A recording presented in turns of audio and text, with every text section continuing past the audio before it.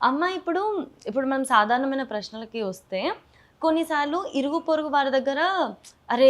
సాయంత్రం 6 అయింది గదా! ఈ వస్తువు ఇయ్యకూడదు అడుగుతే. ఈరోజు హ్మ్. ఈ వారం గదా! ఇవ్వకూడదు అలాగా అని అంటూ ఉంటారు. సో, హ్మ్. మనము సాధారణంగా ఇరుగు పొరుగు వారి దగ్గర ఎటువంటి వస్తువులు తీసుకోకూడదు, హ్మ్. ఎటువంటి వస్తువులు తీసుకోవచ్చు. హ్మ్. అలాగే ఏ రోజు తీసుకుంటే బావుంటుంది? ఇలాంటి కొన్ని వివరాలు చెప్తారా? తప్పకుండా. హ్మ్. ముఖ్యంగా చెప్పేదేమిటంటే, డబ్బు సంగతి చూడండి. హ్మ్. పైసలు. హ్మ్. ఇవాళ రేపు ముఖ్యంగా పైసల దగ్గరే అన్నీ వస్తున్నాయి. అవును. హ్మ్. అయితే లక్ష్మీదేవి అనుకుంటుందట, హ్మ్. ఎవరైతే నా దగ్గర నన్ను లక్ష్యంగా జాగ్రత్తగా చూసుకుంటారో నేను వాళ్ళ దగ్గరే ఉంటాను. హుహు. లక్ష్మీదేవి చెంచలత్వం అని చెప్తారు పురాణాల్లో. హ్మ్. ఎందుకంటే కొన్నాళ్ళు ఒక చోటుండి మళ్ళా కొన్నాళ్ళు ఒక చోటుకెడుతుందని. అవును. అట్లా ఎందుకెళ్తుంది అంటే చూడండి, వైశ్యులున్నారు. వాళ్ళల్లో ఉన్న పద్ధతి నేను ఇంకెక్కడా చూడలా. హ్మ్. ఒక ఒక రూపాయి వస్తువు అనుకోండి, ఏదన్నా షాప్‌కెళ్తారు. రూపాయి లేదు, రూ. 2 ఉంటుంది వాళ్ళ దగ్గర. రూపాయి పెట్టి కొనుక్కుని ఇంకో రూపాయి తిరిగి తెచ్చుకుంటారు. హ్మ్. తెచ్చుకుని వాళ్ళు టేబుల్ పైన అక్కడిక్కడ పడేయరు. హ్మ్. బీరువా తీసి అందులో డబ్బుల డబ్బా ఏదుందో ఆ రూపాయి దాంట్లోనే వేసి వాళ్ళ తలిపేసుకుంటారు. హుహు. అంటే దాన్ని బట్టి ఏమిటి లక్ష్యం, డబ్బు అంటే ఒక లక్ష్యం, హ్మ్. అంటే చాలా గౌరవం. హ్మ్. అంటే మనిషికి ఎంత గౌరవం ఇస్తున్నారో హ్మ్. అంతకన్నా ఎక్కువ గౌరవం ఇస్తారనమాట. హ్మ్. అట్లాంటి వాళ్ళ దగ్గరే లక్ష్మీదేవి ఉంటుందిట. హ్మ్. ముఖ్యంగా అందరూ ఇది నేర్చుకోవాలి. హ్మ్. జీతం తీసుకుంటారు, అప్పుడే ఈఎంఐలు కట్టేసి అప్పుడే ఇంకో మరి పాలవాడికి ఇచ్చేసి అప్పుడే కిరాణా కొట్లో ఇచ్చి అట్లా చేస్తారు. అస్సలు అట్లా చెయ్యకూడదు. ఒక్క రాత్రన్నా తెచ్చిన డబ్బు ఇంట్లో నిద్ర చెయ్యాలి. ఓకే. ఓకే. ఆహా! హ్మ్. తప్పనిసరిగా. అప్పుడు ఆ డబ్బులో చంచలత్వం అనేది పోతుంది. హుహు. మామూలుగా ఎంత జీతం చాలకపోయినా ఒక 10,000 వస్తుందనుకోండి శాలరీ. వస్తే ఆ 10,000 తెచ్చుకుని ఇంట్లో పెట్టుకున్నాం అనుకోండి, వాళ్ళకి ఒక విధమైన లక్ష్యం వస్తుంది దాని మీద. హ్మ్. జాగ్రత్తగా చేసుకోవాలి, దీన్ని దీనికి వాడుకోవాలి, దీనికి వాడుకోవాలని ఒక ఇది వస్తుంది. హ్మ్. అదే అక్కడి నుంచి అక్కడ కట్టేస్తుంటే అసలు అది ఉండదు. ఆ నిర్లక్ష్యం వచ్చేస్తుంది. అందుకని తప్పనిసరిగా సమాజంలో డబ్బులతో సంబంధం ఉన్నవాళ్ళు ప్రతి వాళ్ళు హ్మ్. ఆ దేవుడి గూట్లో ఒక్క రోజన్నా నిద్రపోవాలి అవి. హ్మ్. హ్మ్. అదొకటి. హ్మ్. రెండోది, తప్పనిసరిగా వారానికి ఒక్కసారైనా కుటుంబంతో సహా ఏ గుడికైనా వెళ్ళి ప్రదక్షిణాలు చెయ్యాలి. హుహు. అంటే ఇప్పుడు రోజు కుదరదంటున్నారు. కాబట్టి ఆదివారం వేసుకోండి. అసలు ఆదివారం మనకెంతో పవర్‌ఫుల్ అది హ్మ్. మన హ్మ్. హిందువులకి. కానీ అందరూ ఈ ఆదివారం ఒకటి పెట్టుకుని తాగుడు తందనాలు చేస్తున్నారు. హ్మ్. అది శాస్త్రంలో కూడా అంతే. సూర్యుడిని ఆదివారం కొలిస్తే మన శాస్త్రం ఆదివారం నుంచే ప్రారంభం అవుతుంది. అవును. హ్మ్. హ్మ్. అందుకని వారానికి ఒక్కసారన్నా ఏదైనా గుడికి వెళ్ళి తప్పనిసరిగా ప్రదక్షిణాలు చేస్తే, ఇవాళ చేసినంత మాత్రాన ఇవాళ్ళే మన పరిస్థితులు బాగుపడవు. హ్మ్. దానికి ఒక టైం వస్తుంది. హ్మ్. తప్పనిసరిగా పరిస్థితులు బాగుపడతాయి. హ్మ్. ఇంకొకటి, మనం తినేటప్పుడు కానీ, తినకపోయినా గానీ, తిన్న తర్వాత అయినా కానీ, ఇంతో అంతో మానవుడికి కానీ, లేదు బీదవాళ్ళకి కానీ, లేదు పశుపక్షాదులకు కానీ హ్మ్. కొంచెం అంతన్నా వాటికి ఆహారం పెట్టాలి. హ్మ్. వాటికి పెట్టినంత తర్వాత మనకేమనిపిస్తుంది, కొన్నాళ్ళకి దాని మీద మనం పెట్టిన ఇదే కదా అని ఒక ప్రేమ ఏర్పడుతుంది. దాంతో ప్రేమ భావన పెరుగుతుంది. హ్మ్. పిల్లలకైనా అది నేర్పాలి. పిల్లలకి ఏం నేర్పాలి? వాడు తినే వస్తువ. ఇప్పుడు పిల్లల తల్లులు ఏమనుకుంటున్నారు, వాడు తింటూ ఉండంగా ఎదుట ఎవడన్నా ఒక అబ్బాయి వస్తూ ఉంటే ఒరేయ్ ఒరేయ్ నువ్వు ఇంట్లో పోయి తినిపో అంటారు. హ్మ్. అంటే పెట్టటానికి వీళ్ళే హ్మ్. హ్మ్. ఇది చేస్తున్నారు, అబ్జెక్షన్ చెప్తున్నారు. అందుకని పిల్లలకి తప్పనిసరిగా ఎక్కువ కాదు, ఇంతో అంత తందినేది పక్కవాడికి పెట్టాలి అనే ఒక భావన రావాలి. ఇప్పుడు ఇవన్నీ ఏదో ఉద్ధరిస్తారని కాదు, నీ ఆరోగ్యం బాగుపడుతుంది. వేరే డాక్టర్లు మరి వేరే మందులు కాదు.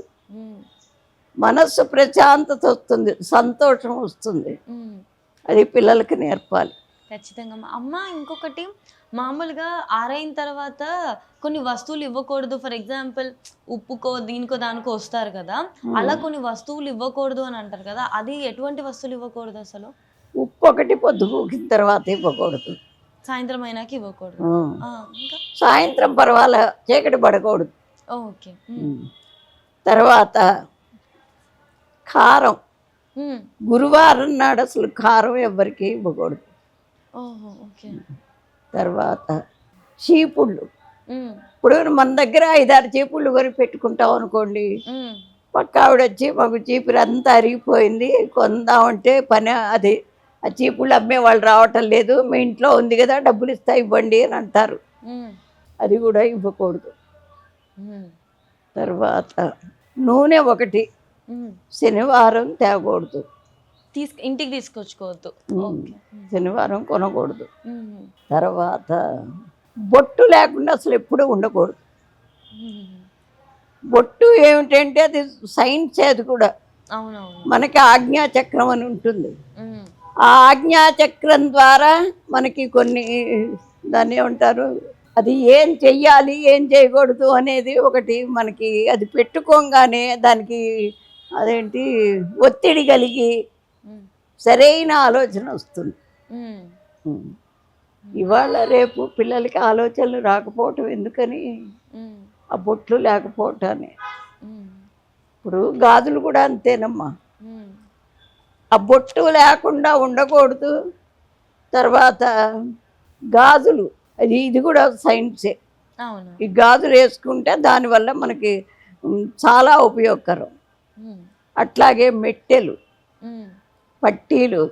అమ్మా ఇప్పుడు ఇక్కడికి మాకు సువాసిని పూజ అంటే మాకు కనీసం 100 మంది తక్కువ లేకుండా వస్తారు. అందరికీ బొట్టు పెడతా నేను.